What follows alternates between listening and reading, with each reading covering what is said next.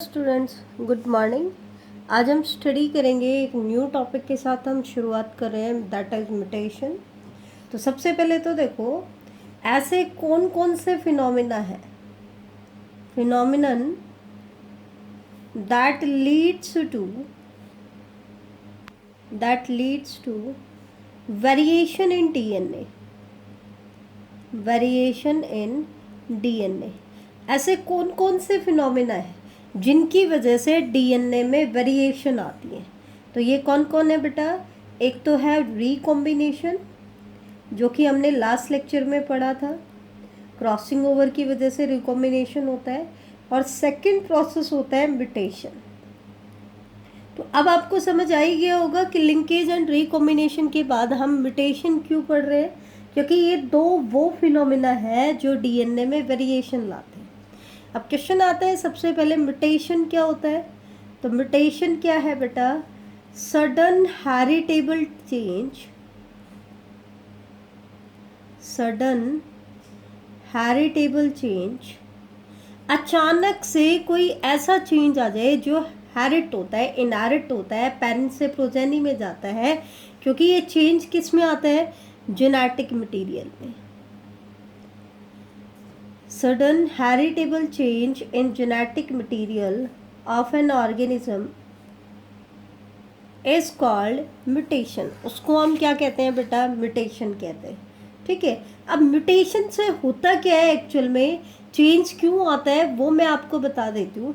Actual में mutation क्या करता है? It alter DNA sequence. ये डीएनए की सीक्वेंस को चेंज करता है। नाइट्रोजनस बेसिस की जो सीक्वेंस है उसमें चेंज ला देता है। और उसमें चेंज की वजह से जो इंडिविजुअल होता है उसका जीनोटाइप चेंज हो जाता है। और जीनोटाइप चेंज होने से मे भी क्या चेंज हो जाए? फिनोटाइप चेंज हो जाए। इसलिए क्या होता है, म्यूटेशन में सडन चेंज आता है। और वो चेंज कैसा होता है? हेरिटेबल, क्योंकि ये चेंज जेनेटिक मटेरियल में डीएनए सीक्वेंस में चेंज आता है, जिसकी वजह से उस इंडिविजुअल का जीनोटाइप और फिनोटाइप चेंज हो सकता है। ठीक है। एक्चुअल में क्या था कि हमने पिछले लेक्चर में पढ़ा, क्रोमोसोम हमारे पास होते हैं। तो ये क्रोमोसोम के क्रोमैटिड होते हैं। तो एक तरीके से देखा जाए तो DNA helix run continuously from one end to another end of a chromatid। एक एंड से दूसरे एंड की तरफ ऐसे रन करता है। एक्चुअल में क्या होता है, क्रोमोसोम कब बनता है और किससे बनता है? तो जो आपकी डीएनए सीक्वेंस होती है उसी की कंडेंसेशन से क्या बनता है? क्रोमोसोम। कब? जब सेल को डिवाइड होना होता है। तो one DNA helix can run continuously from one end to the another end in each chromatid in a highly supercoiled form। क्योंकि ये कंडेंसेशन से बना है तो हाईली सुपरकॉइल्ड फॉर्म में ये प्रेजेंट होता है। नेक्स्ट आता है, म्यूटेशन को सबसे पहले ऑब्जर्व किसने किया? तो mutation was first observed bye set right. सबसे पहले इसको किसने ऑब्जर्व किया? सेट राइट ने ऑब्जर्व किया। ठीक है। इसने, इसके बाद बेटा अगर हम बात करें म्यूटेशन वर्ड किसने दिया, तो म्यूटेशन वर्ड दिया था हुगो डी वेरीज ने, हुगो डी वेरीज ने। ठीक है, ये से ध्यान रखना बेटा। सेट जो है इसने क्या ऑब्जर्व किया था कि जो कुछ शॉर्ट लेग्ड शिप थी जिसको उसने नाम दिया एंकन शिप। ठीक है। He observed some short-legged ship, Ankon variety, in population of long-legged ship। long-legged ship की जो population थी उसमें कुछ short-legged ship की population को उसने क्या किया? ऑब्जर्व किया। और उसने क्या कहा कि ये किस वजह से आ रही है? म्यूटेशन की वजह से आ रही है। तो इस म्यूटेशन को सबसे पहले किसने ऑब्जर्व किया था? सेट ने। हुगो डी वेरीज जो साइंटिस्ट है इसने एक्सपेरिमेंट किया था इवनिंग प्रिमरोज पे। किस पे एक्सपेरिमेंट किया था? इवनिंग प्रिमरोज, जिसको हम ओइनोथीरा लैमार्कियाना भी कहते हैं। ओइनोथीरा लैमार्कियाना। ठीक है, ये इसका साइंटिफिक नेम है। तो इवनिंग प्रिमरोज पे उसने एक्सपेरिमेंट किया था and he propose mutation theory of evolution, mutation theory of evolution. उसने फिर आगे जाकर के एवोल्यूशन की म्यूटेशन थ्योरी को भी दिया था।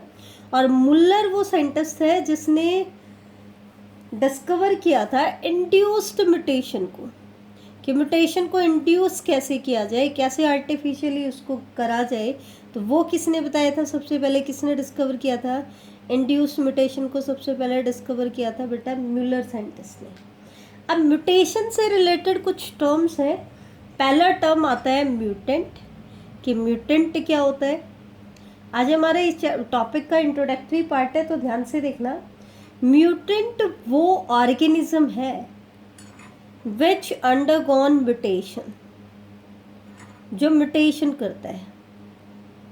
ये वो ऑर्गेनिज्म है जो म्यूटेशन करता है, उसको हम क्या कहते हैं, म्यूटेंट कहते हैं। सेकंड वर्ड आता है म्यूटन। म्यूटन क्या है, it is the unit of mutation. Muton क्या है बेटा, it is the unit of mutation. और थर्ड वर्ड आता है म्यूटाजन। म्यूटाजन क्या होता है, दे आर द सब्सटेंसेस, ये चीज इंपॉर्टेंट है, ध्यान से देखना। They are the substances which cause mutation. ये वो सब्सटेंसेस हैं जो म्यूटेशन कॉज करते हैं, ठीक है। अब म्यूटाजन कौन कौन हो सकता है, तो मेनली म्यूटाजन को हम दो कैटेगरी में डिवाइड करते हैं। एक तरफ हम स्टडी करते हैं फिजिकल म्यूटाजन, फिजिकल म्यूटाजन, और दूसरी तरफ हम लेते हैं केमिकल म्यूटाजन। अगर देखा जाए तो फिजिकल म्यूटाजन के कंपैरिजन में केमिकल म्यूटाजन जो होते हैं बेटा, दे आर मोर हार्मफुल, वो ज़्यादा हार्मफुल होते हैं, ठीक है। फिजिकल म्यूटाजन कम हार्मफुल होते हैं। अब फिजिकल म्यूटाजन को हम मेनली इसमें हम रेडिएशंस यूज़ करते हैं, लेकिन दो टाइप की मेनली रेडिएशंस आती हैं।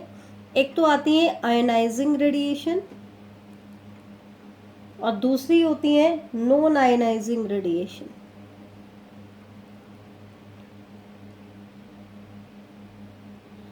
नॉन आयनाइजिंग रेडिएशंस में हम पढ़ेंगे बेटा alpha radiation, beta, gamma and X ray. ये जो रेडिएशंस होती हैं ये होती हैं आयनाइजिंग, और नॉन आयनाइजिंग रेडिएशंस होती हैं बेटा यूवी रेज, ठीक है।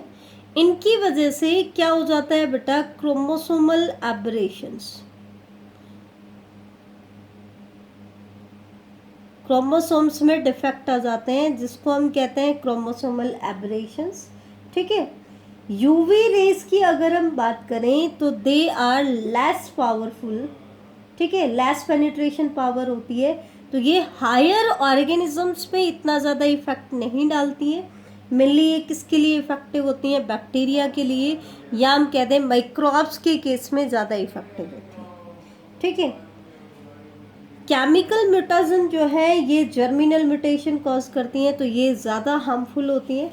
केमिकल म्यूटाजन्स में आप एक चीज़ ध्यान रखना, एग्जांपल्स की अगर हम बात करें तो सबसे पहला जो केमिकल म्यूटाजन आइडेंटिफाई किया था वो था बेटा मस्टर्ड गैस।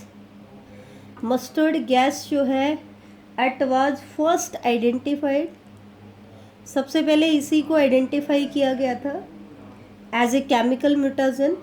सेकेंड एग्जाम्पल आता है नाइट्रस एसिड।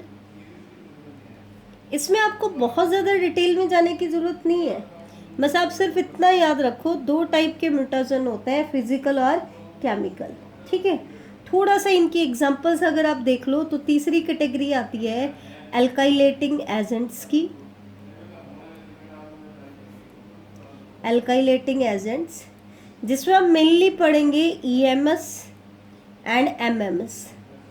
ईएमएस क्या होता है बेटा, ethyl methane sulphonate, ethyl methane sulphonate, और MMS की फुल फॉर्म होती है methyl methane sulfonate.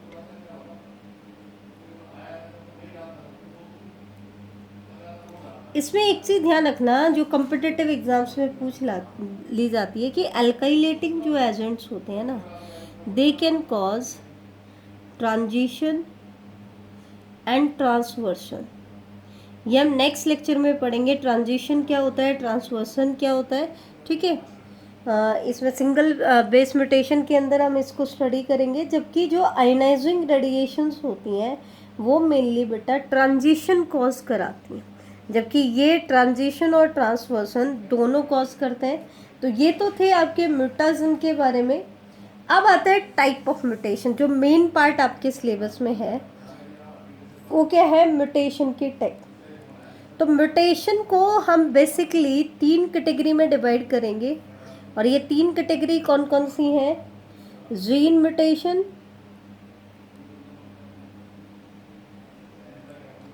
Chromosomal aberration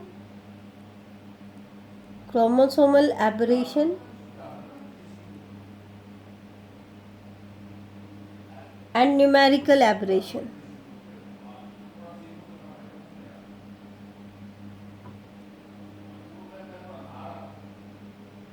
aberration का मतलब होता है एबनॉर्मेलिटीज़, कि क्रोमोसोम्स में एबनॉर्मेलिटी आ जाए, ठीक है, उसके स्ट्रक्चर में या उसके नंबर में एबनॉर्मेलिटी आ जाए, तो उसको हम बोलेंगे न्यूमेरिकल एबरेशन, ठीक है। तो ये 3 हेडिंग से हम लोग इसमें पढ़ेंगे और यही चीज़ें इंपॉर्टेंट है।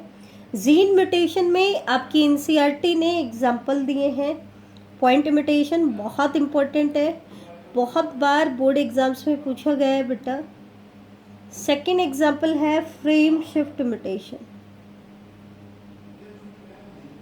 Point mutation and frame shift mutation. 2 type की म्यूटेशन है, point mutation and frame shift mutation. ये हम स्टडी करेंगे बेटा जीन म्यूटेशन के अंदर, ठीक है। तो ये चीज़ आप ध्यान रखना, जीन म्यूटेशन में हम ये आपकी कैटेगरी पढ़ेंगे, पॉइंट म्यूटेशन और फ्रेम शिफ्ट म्यूटेशन। जबकि क्रोमोसोमल एबरेशंस में हम पढ़ेंगे बेटा डिलीशन एंड इंसर्शन। इंसर्ट होने के बाद क्या कंडीशन आती है, इसको हम फर्दर 2 कैटेगरी में डिवाइड करते हैं, duplication and translocation. Duplication and translocation. इसी तरीके से न्यूमेरिकल एबरेशंस में हम पढ़ेंगे पॉलीप्लॉइडी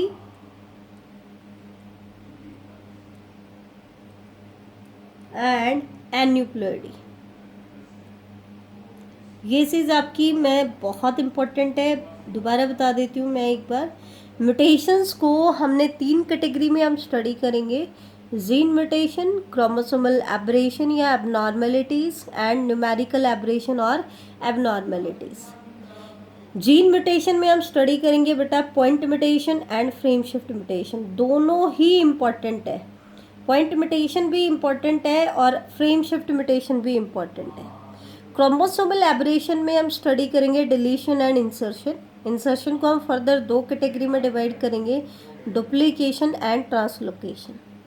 न्यूमेरिकल एबरेशन, न्यूमेरिकल मतलब नंबर में जो चेंज आता है, या तो होल सेट ऑफ क्रोमोसोम में चेंज आता है या एक पर्टिकुलर क्रोमोसोम के नंबर में चेंज आता है। मे बी नंबर इंक्रीज हो जाए या मे बी नंबर डिक्रीज हो जाए, ठीक है। तो ये कहलाता है पॉलीप्लॉइडी और ये कहलाता है एन्यूप्लॉइडी। बेटा ये दोनों ही इम्पॉर्टेंट हैं, ये भी एग्जाम्स में आते हैं, या तो पॉलीप्लॉइडी की डेफिनेशन या कॉज या इसके एग्जाम्पल पूछ लेते हैं या एन्यूप्लॉइडी के पूछ लेते हैं। तो ये पार्ट भी आपका बहुत इम्पोर्टेंट है। तो ये आज का हमारा था बेटा इंट्रोडक्टरी पार्ट। एक बार मैं फटाफट एक बार क्विक रिवीजन ले लेते हैं। सबसे पहले हमने बात की थी कि म्यूटेशन का कॉन्सेप्ट आया कहाँ से, म्यूटेशन करता क्या है, वेरिएशन इन डीएनए लाता है। तो वेरिएशन इन डीएनए कौन कौन ला सकता है, एक तो रिकॉम्बिनेशन जो कि हम पढ़ चुके हैं, और दूसरा है म्यूटेशन। म्यूटेशन क्या होती है, sudden heritable change, genetic material के अंदर जो सडन हेरिटेबल चेंज होता है उसको हम म्यूटेशन कहते हैं। ये क्या करता है, डीएनए के सीक्वेंस को चेंज कर देता है, अल्टर मतलब चेंज कर देता है, जिसकी वजह से जीनोटाइप और फिनोटाइप में क्या आ जाता है, चेंज आ जाता है। मेन चीज़ ये थी। उसके बाद जो इम्पोर्टेंट था वो क्या था, म्यूटेंट क्या होता है, म्यूटेंट क्या होता है, म्यूटाजन क्या होता है। म्यूटेंट तो वो ऑर्गेनिज्म है जिसमें म्यूटेशन होता है, म्यूटेंट यूनिट ऑफ म्यूटेशन है, और म्यूटाजन क्या है, they are the substances which cause mutation. Mutagen दो कैटेगरी में हम डिवाइड करेंगे, physical mutagen and chemical mutagen. Physical में मोस्टली रेडिएशंस आती हैं जिनको हमने दो कैटेगरी में डिवाइड किया, आयनाइजिंग एंड नॉन आयनाइजिंग। इसी तरीके से केमिकल म्यूटाजन जो होते हैं they are more harmful than the physical mutagen. Chemical mutagen में हमने स्टडी किया बेटा, फर्स्ट आइडेंटिफाइड केमिकल म्यूटाजन क्या था, मस्टर्ड गैस। इसके अलावा नाइट्रस एसिड यूज़ करते हैं या फिर अल्काइलेटिंग एजेंट यूज़ करते हैं, ईएमएस या एमएमएस। तो ये था बेटा आज का हमारा टॉपिक। इसके आगे का हम स्टडी करेंगे नेक्स्ट लेक्चर में। थैंक यू बेटा।